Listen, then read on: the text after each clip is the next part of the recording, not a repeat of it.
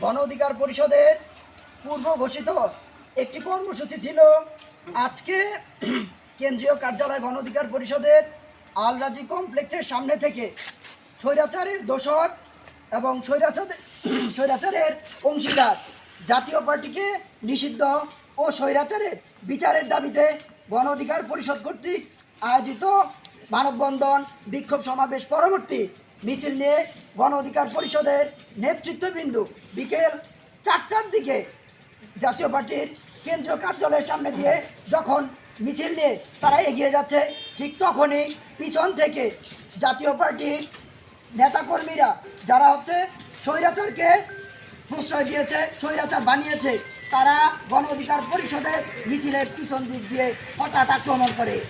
এতে গণ অধিকার পরিষদের অনেক নেতাকর্মী আহত হয়। পরবর্তীতে গণ অধিকার পরিষদের সভাপতি জনাব নুরুল হক নূর সন্ধ্যা 7:30টার দিকে আবার পুনরায় বিক্ষোভ সমাবেশ, মশাল মিছিল এবং একটি প্রেস ব্রিফিংয়ের আয়োজনের ঘোষণা দেয়। পরবর্তীতে আমরা দেখেছি যে তারা একটি প্রেস ব্রিফিং করার পরে মশাল মিছিল নিয়ে তারা আবার একটি বিক্ষোভ সমাবেশ করে, একটি মিছিল নিয়ে যায়। সেখানে দেখা গেছে যে জাতীয় পার্টির কার্যালয়ের সামনে দিয়ে যখন আবারও যাওয়া শুরু করছে, তখন আবারও তাদের উপর অতর্কিত হামলা হয়েছে। এবং এই হামলা আমরা দেখেছি প্রশাসন কীভাবে ডাকসুর সাবেক ভিপি, এই জুলাই গণ অভ্যুত্থানের মহানায়ক এবং 2018 সালের কোটা সংস্কার আন্দোলনে থেকে যার যাত্রা শুরু, সেই নুরুল হক নূরকে কীভাবে প্রশাসন, আমরা যেটা দেখতে পেয়েছি, তাকে মৃত্যুর জন্য তাকে পেটানো হয়েছে, তাকে মৃত্যু নিশ্চিত করার জন্য এইভাবে পেটানো হয়েছে। প্রশাসন তাকে লাঠি পর্যন্ত মেরেছে। এটা কিভাবে সম্ভব? নতুন বাংলাদেশে আমরা খুবই লজ্জিত এবং হতবাক হই এই সরকারের দিকে তাকিয়ে।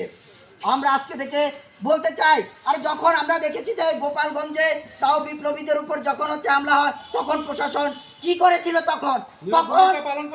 তখন ওই প্রশাসন কেন ওই সন্ত্রাসীদের উপর অ্যাকশন নিতে পারে নাই? আজকে কিভাবে বাংলাদেশের রাজধানীতে 24-এর মহানায়ক একটা রাজনৈতিক দলের প্রধানের উপর প্রশাসন কিভাবে নির্লজ্জের মতো তাকে মেরে ফেলার মতো নির্মমভাবে তাকে আঘাত করে।